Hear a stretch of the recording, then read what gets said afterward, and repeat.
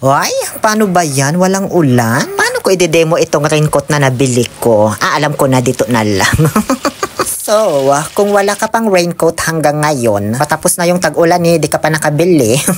Dito ka na sa high quality B. Ang kada raincoat for motorcycle rider, pwede sa babae, pwede sa lalaki, pwede sa binabai, pwede sa tomboy. Isa sa mga nagustuhan ko dito habang sinusukat ko B, yung fitting niya talaga, ang ganda. Napaka-komportable. Hindi ka magmumukhang Santa Claus kapag sinuot mo. O syempre may face shield hood pa yan. Kaya kapag umulan, hindi basta-basta mababasa yung bumbunan mo. Naka-double layer protection na rin ito, kaya hindi ka basta mababasa. Garterized din yung handcuff niya, kaya hindi basta-basta napapasukan ng tubig. Kahit itaas mo pa yung kamay mo. O syempre may dalawang bulsa na rin ito, lagayan mo ng phone at wallet para hindi mabasa. Ayan, tuyong-tuyo nga yung katawan ko, diba, pagtanggal ko.